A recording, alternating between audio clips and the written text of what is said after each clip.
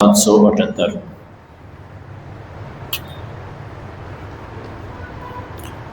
سورۃ التغابن۔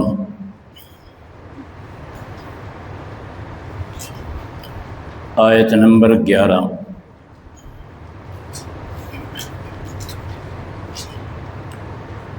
سبحانك لا علم لنا إلا ما علمتنا إنك أنت العليم الحكيم۔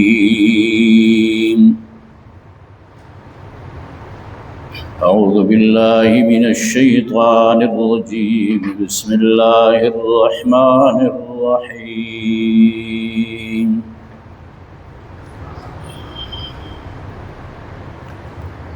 ما أصاب من مصيبة إلا بإذن الله، ومن يؤمن بالله يهد قلبه،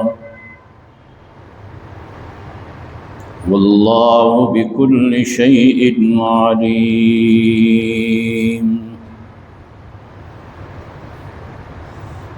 وأطيعوا الله وأطيعوا الرسول فإن توليتم فإنما على رسولنا البلاغ المبين۔ الله لا إله إلا هو وعلى الله فليتوكل المؤمنون۔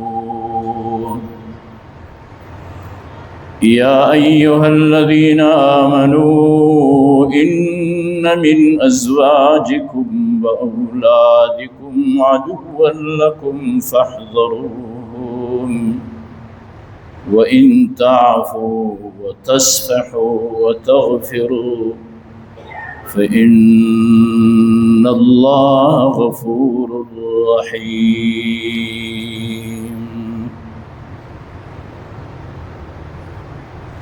إنما أموالكم وأولادكم فتنة، والله عنده أجر عظيم۔ صدق الله وصدق رسوله النبي الكريم، ونحن على ذلك لمن الشاهدين والشاكرين، والحمد لله رب العالمين۔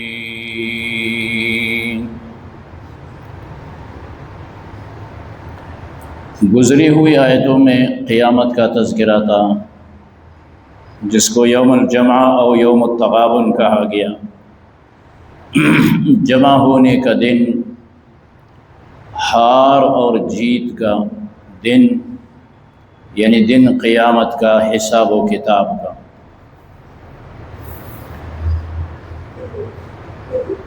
اب جب آخرت میں کامیابی سے مانے ایک چیز کفر ہے کہ کافر وہاں پہ ناکام ہے، تو دوسری چیز وہ دنیا، اہل و عیال کی محبت ہے کہ ان کی محبت میں آ کر انسان اللہ تعالیٰ کے احکام میں کوتاہیاں کرتا ہے۔ اس بنا پہ تلاوت شدہ آیتوں میں یہی کہا جا رہا ہے، ما اصاب من مصیبہ الا باذن اللہ،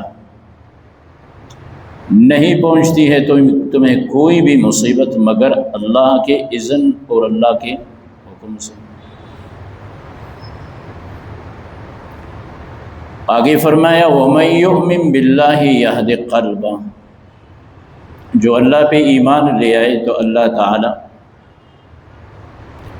اس کے دل کو صحیح کرتے ہیں، رہنمائی اس کی کرتے ہیں، اس کو نور عطا کرتے ہیں۔ اب مصیبت جب پہنچتی ہے تو وہ اللہ ہی کے طرف سے ہیں۔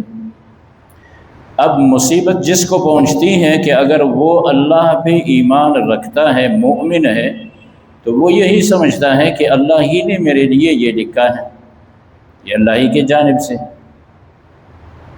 اور اگر وہ مومن نہیں ہے تو وہ اس مصیبت کو دور کرنے کے لیے ہاتھ پاؤں مارتا ہے، وہ یہی سمجھتا ہے کہ میں اپنی محنت سے اس کو ہٹا دوں گا اور دور کروں گا۔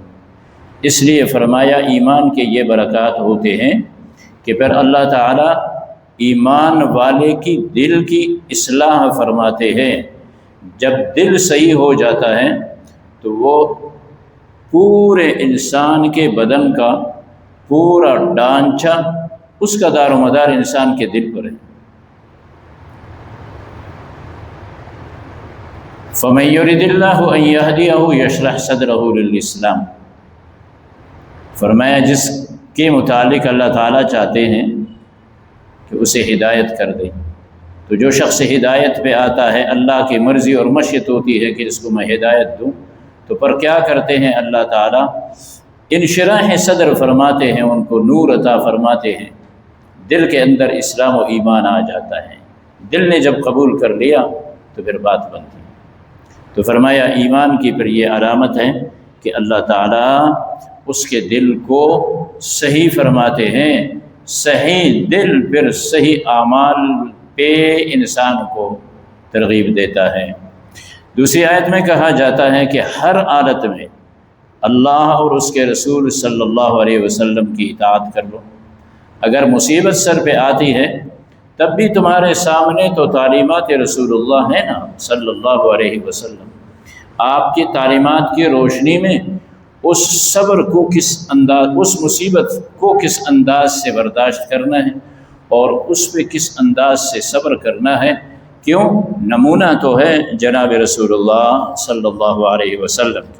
ہاں اگر فرمایا تم اس سے اللہ اور اس کے رسول صلی اللہ علیہ وسلم کی اتباع و اطاعت سے اعراض کرو گے تو پھر جان جاؤ کہ تمہارا کوئی نقصان، تم کسی کا کوئی نقصان نہیں کر سکتے، اس میں تمہارا اپنا نقصان ہے۔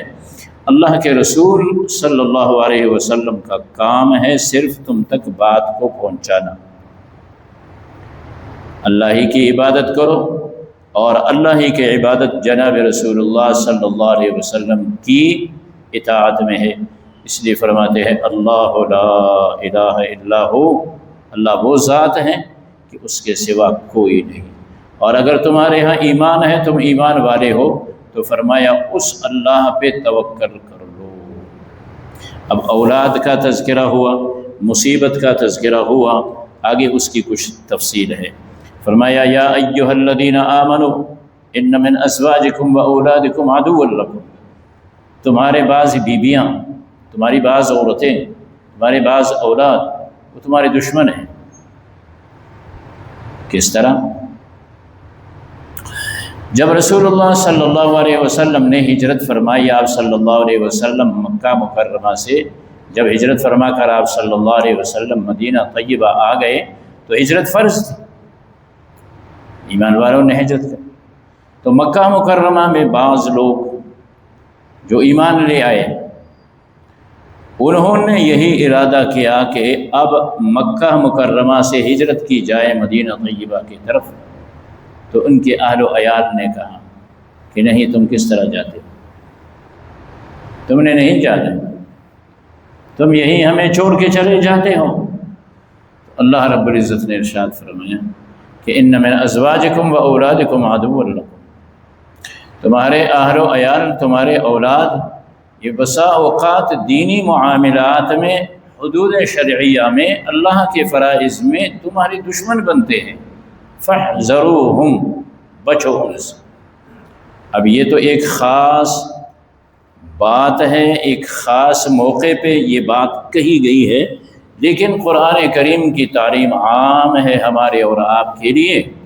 قیامت تک یہی معاملہ ہے کہ اگر کہیں عورتیں، اگر کہیں بچے اللہ تعالیٰ اور اس کے رسول صلی اللہ علیہ وسلم کے ارشادات کے سامنے آ کے حائل ہو جاتے ہیں اور ضد کرتے ہیں، عناد کرتے ہیں، میاں پہ دباؤ ڈالتے ہیں اور اس کو منانے کی کوشش کرتے ہیں کہ نہیں جی اس طرح نہیں کرو، یہ نہیں کرو، وہ نہیں کرو، وہاں پہ اگر دینی معاملہ ہے، اللہ اور اس کے رسول صلی اللہ علیہ وسلم کی اطاعت کو چھوڑ کر عورت کو راضی کیا جاتا ہے اور اس کا کہنا مانا جاتا ہے، تو اللہ کریم فرماتے ہیں یہ تمہارے دینی لحاظ سے پھر ان معاملات میں دشمن کہلاتے ہیں، یہ تمہارے ساتھ دشمنی کر رہے ہیں، تمہیں اس پہ نہیں ابھار رہے ہیں کہ تم اچھا کام کرو، تمہیں اللہ اور اس کے رسول صلی اللہ علیہ وسلم کی مخالفت میں ابھار رہے ہیں۔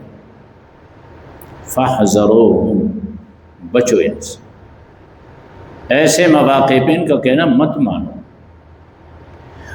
اب آگے ایسے معاملات جب آ جاتے ہیں، مرد و عورت جب ان کا تکرار ہوتا ہے تو مرد پھر ڈنڈا ماریاں بھی کرتا ہے، مارتا بھی ہے عورتوں کو، مرد مارتے بھی ہیں، ناراض بھی ہوتے ہیں، تو یہ معاملات ہیں۔ بلکہ یہاں پہ تو نہیں، کسی دوسرے مقام پہ تعلیم بھی دی گئی ہے مرد کو کہ وہ عورت کو مارے، ہاں، لیکن اگر وہاں تک معاملہ پہنچے تو پھر اللہ تعالیٰ یہ ترغیب بلکہ حکم دیتے ہیں، تعفو تصفحو تغفرو، تم ان کو معاف کر دو، درگزر کر دو، بخش دو۔ ہاں یہ کریں گی اس طرح، تم اس طرف مت جاؤ، معافی کے طرف جاؤ، درگزر کے طرف جاؤ، بخشش کے طرف جاؤ، بس فإن اللہ غفور الرحیم، پھر اللہ بخشنے والے کو، اللہ پاک آپ کو پھر بخشیں گے۔ اس لیے پھر کہا جاتا ہے کہ تمہارا مال، تمہارا اولاد، یہ تمہارے لیے فتنہ ہے، آزمائش ہے۔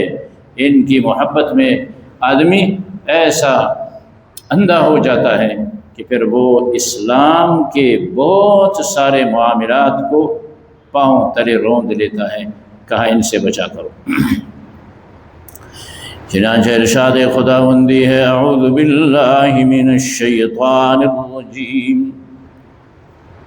بسم اللہ الرحمن الرحیم، ما اصاب من مصیبت الا باذن اللہ، نہیں پہنچتی ہے کوئی بھی مصیبت مگر اللہ کے حکم سے۔ ومن یؤمن باللہ، اور جو ایمان لے آئے اللہ پہ، یہد قلبہ، پھر اللہ اپنی رضامندی اس کے دل پہ ڈالتے ہیں۔ واللہ بکل شیء علیم، اللہ تعالیٰ ہر چیز کو جاننے والے ہیں۔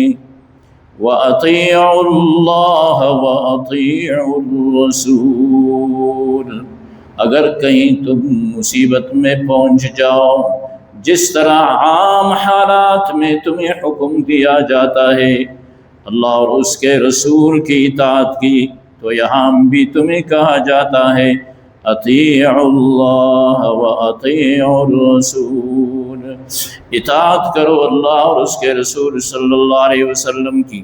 فَإِن تَوَلَّيْتُمْ، اگر تم نے منہ موڑ لیا، فَإِنَّمَا عَلَىٰ رَسُولِنَا الْبَلَاغُ الْمُبِينُ،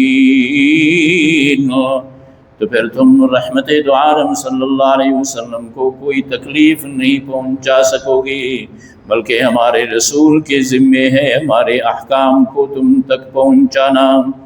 اللہ لا الہ الا ہو، اللہ وہ ذات ہے کہ اس کے سوا کوئی لائق عبادت نہیں ہے، کوئی الہ نہیں، کوئی معبود نہیں ہے اس کے سوا۔ وعلی اللہ، اور اللہ ہی پہ، فلیتوکل المؤمنون، پس ایمان والوں کو چاہیے کہ وہ اللہ پہ توکل کریں۔ یا ایھا الذین آمنوا، اے وہ لوگو جو ایمان لے آئے ہو، ان من ازواجکم و اولادکم، بے شک تمہارے بہت سی بیویاں اور تمہارے اولاد، عدو لکم، وہ تمہارے دشمن ہے، فاحذروہم، بچو ان سے۔ وَإِن تَعْفُوا، اگر تم معاف کرو گے، وَتَصْفَحُوا، اور درگزر کرو گے، وَتَغْفِرُوا، اور بخش دو گے، فَإِنَّ اللَّهَ غَفُورٌ رَحِيمٌ، بس اللہ بخشنے والے مہربان ہے۔